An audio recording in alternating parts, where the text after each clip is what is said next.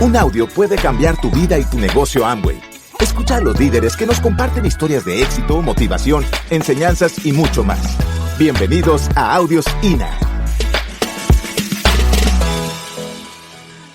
Nuestra historia, bueno, miren, yo antes de conocer este proyecto, antes de conocer esta empresa, esto que estamos haciendo ahora,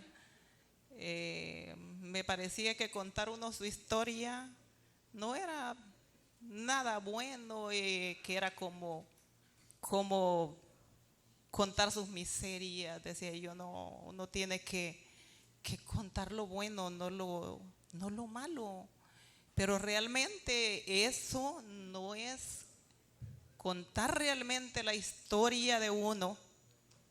Cuando uno comienza y no tiene resultados, allí sí no es bueno. Pero ya cuando la vida ha cambiado, cuando ya usted va saliendo, cuando ya la gente ve la punta del iceberg, ¿cómo se llama? Bueno, no lo sé pronunciar, pero sé que ya se ve allí es impactante la historia. ¿Por qué? Porque la gente cree que el que llegó a ese nivel, a esa situación, es porque tiene suerte o porque es hijo de ricos. Nació con estrella, nació el día en que Dios hizo a las estrellas. No es así, eso no es cierto, eso no es cierto. Todo mundo tiene una historia que contar. Y debe contarla, Se lo digo porque yo he escuchado muchas historias ahí sentadita como están ustedes y me han encantado esas historias. Y digo yo, Dios, qué fuerza dan esas historias, qué fortaleza toma uno cuando escucha esas historias. Y entre más dura es la historia, entre más fuerte, entre más difícil ha pasado la persona que ya llegó, ya salió a flote, más toca el alma, más fuerza da, más energía para uno seguir adelante. Es buenísimo esto de contar la historia. Eso yo no lo sabía antes. Antes uno escondía su historia. Imagínense qué terrible. Eso, el sistema educativo tradicional no lo lleva a uno a esas cosas. Solo aquí se aprende, solo aquí se le da, como les digo, reconocimiento a eso.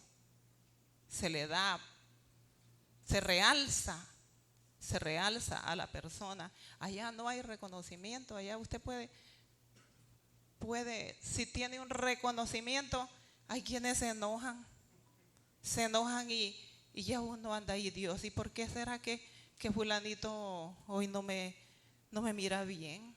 Por un reconocimiento.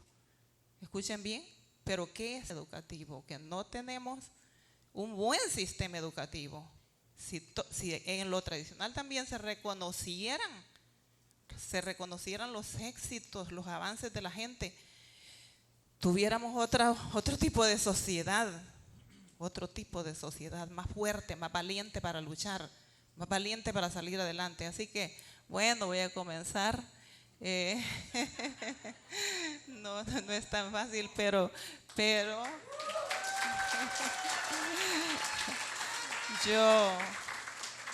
yo soy,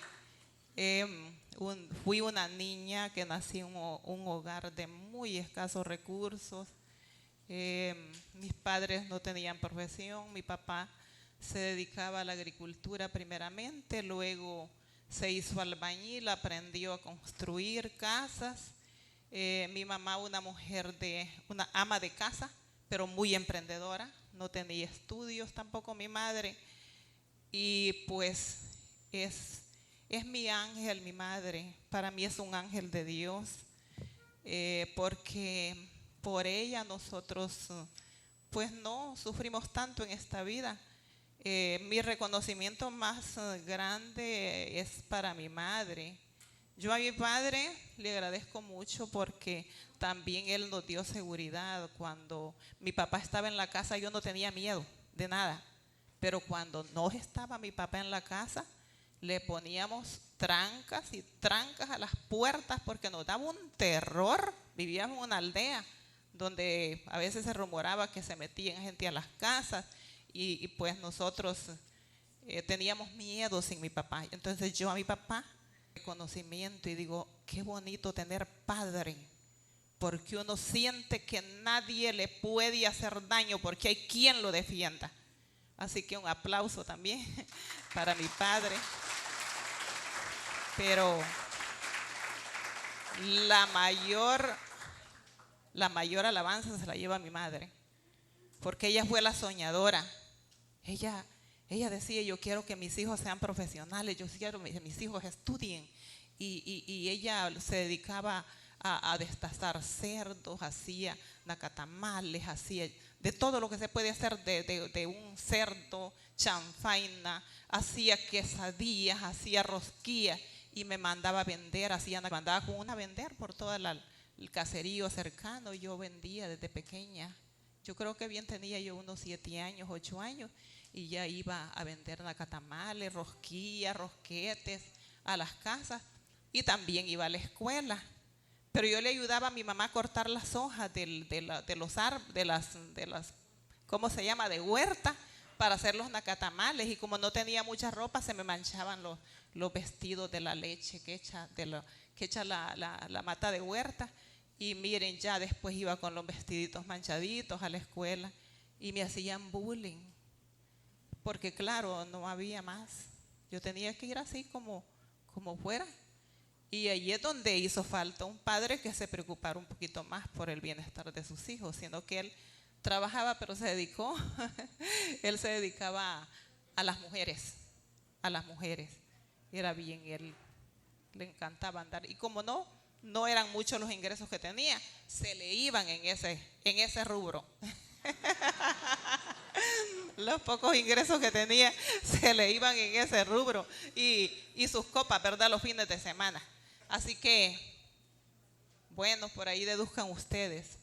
Somos 9, yo la mayor de todos y me tocaba con mi mamá. Nosotros cruzábamos el río Huascorán porque vivíamos cerca a 10 minutos del río Huascorán.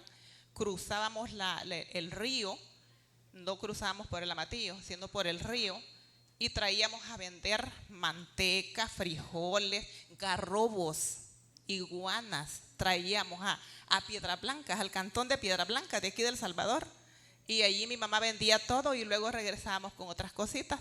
De aquí mi mamá llevaba ropa interior, llevaba cositas para vender allá. Traíamos de allá para acá y de aquí el dinero lo invertíamos y regresábamos a seguir vendiendo allá con mi mamá.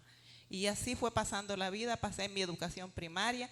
Luego mi madre, muy soñadora, mi mamá decía, yo quiero que mis hijos estudien. Y yo no hubiera estudiado si no hubiera sido que una maestra llegó a la casa. Porque mi papá mandaba en la casa, no era mi mamá. Él era el dominante, el fuerte. Y él no quería que estudiáramos. Decía que no había que estudiar, hijos, que eso no era bueno, que para nada. Pero esa maestra dijo, deberían de poner a esta niña a estudiar, dijo, porque ella es buena. Yo era buena en matemáticas, me sacaba buenas notas. Y en la escuela el que saca buenas notas en matemáticas dicen que es buen alumno, aunque en lo demás no sea tan bueno, ¿verdad? Porque siempre uno tiene un fuerte y en otras cosas hay debilidad.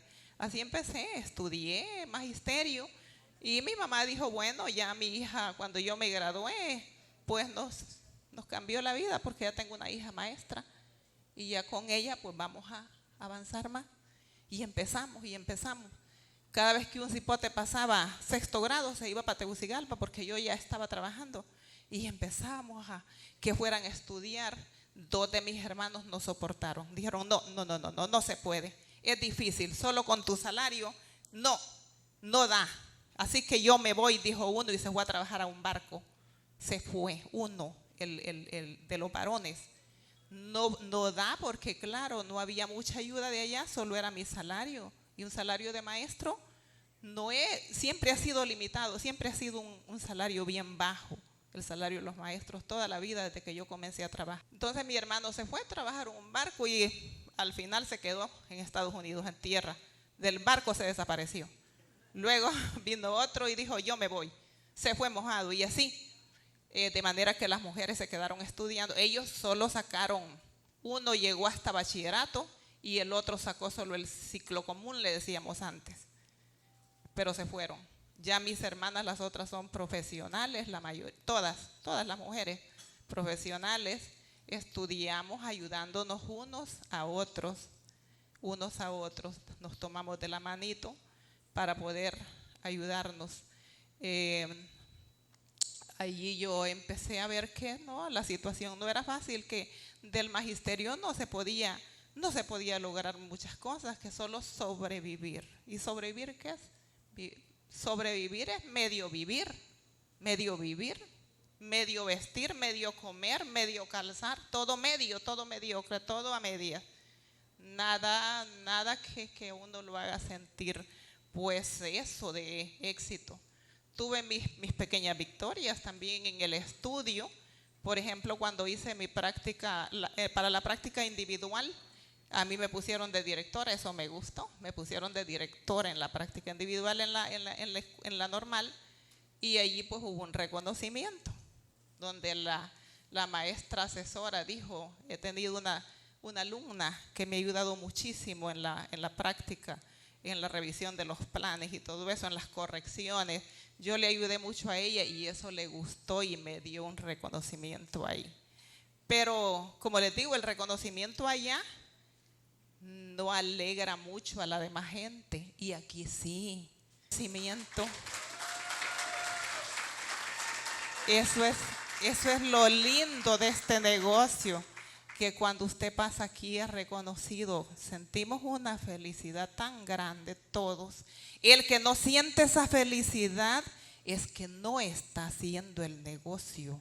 No, ese no va a llegar, no va a llegar lejos, se va a quedar en el camino, porque aquí tenemos que ser primero, ¿verdad? Ser una buena persona para después tener. Por lo tanto, aquí el reconocimiento es algo valioso, algo que que ustedes, digamos, Esmeralda, cómo se miraba ese reconocimiento de nosotros, ese nivel al que llegamos, hace que ustedes tengan mayor credibilidad y que diga la gente, cierto, me voy a unir al equipo de fulanito, porque es verdad, allá en la organización hay una persona que es Esmeralda, hay una persona que es platino. Así que así fue la vida de nosotros, un poquito complicada. Y por ahí pues es donde yo les digo, empecé a buscar otros ingresos. Tuve una pulpería, una vez pusimos una pulpería con mis hermanos para podernos ayudar, para que ellos estudiaran. Pero esa pulpería era con deuda. No crean ustedes que yo tenía dinero para poner una pulpería. Yo saqué un préstamo en el Imprema para poner aquella pulpería. Pero era tan poco lo que se ganaba que una vez que ellos terminaron de estudiar, les dije, terminen eso, acaben eso y busquen trabajo. Todo el mundo a buscar trabajo, porque no da ese tipo de negocios para nosotros, pues tenemos la experiencia de que no resulta. Y así fuimos pasando la vida. Que luego me casé. Yo me casé en la iglesia con el papá de Fares, pero en circunstancias bien complicadas. Él murió en el año 2002 y yo me quedé solo con mi hijo, y pues seguimos en la lucha, siempre pensando,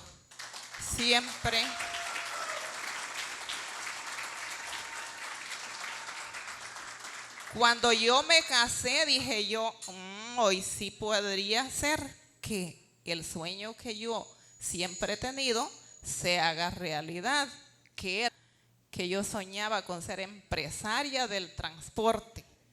Dije yo, entre dos la cosa cambia, pero no se pudo, no teníamos la misma. Él era un hombre muy trabajador y hacía mucho dinero. En lo que hacía era bueno para los negocios. Creo que algo heredó. Buenísimo para los negocios, pero en eso se fue para Estados Unidos, y allá pues se descarriló, tomó vicios, regresó y siguió en los vicios, y en eso por allí accidentalmente murió. Y se acabó el proyecto de que pensar que tal vez entre dos, uniendo esfuerzos, podríamos llegar a ser empresarios, que era un sueño que casi irrealizable porque los recursos muy bajos no da para eso. Hasta que conocimos, ¿verdad?, esta grande oportunidad, que ahora pues esto fue en el año 2017, cuando una de mis hermanas vino aquí a El Salvador a una convención. No pagó ella la convención, a ella se la pagaron, no la valoró. Por eso es que no es bueno andarle pagando la convención a la gente, ni el seminario. Para mí, ¿verdad? Para mí, usted puede hacerlo si quiere, pero es mejor que la persona se costee sus estudios, porque esto es un estudio por sus propios medios. Es bueno, solo que usted considere que realmente vale la pena, hágalo. Porque mi hermana vino a esa convención y la invitaron, le dieron todo, fue cuéntame el negocio, y yo pues ya les dije cómo entré, y ahí comenzamos. Gracias por escucharnos. Te esperamos en el siguiente Audio INA.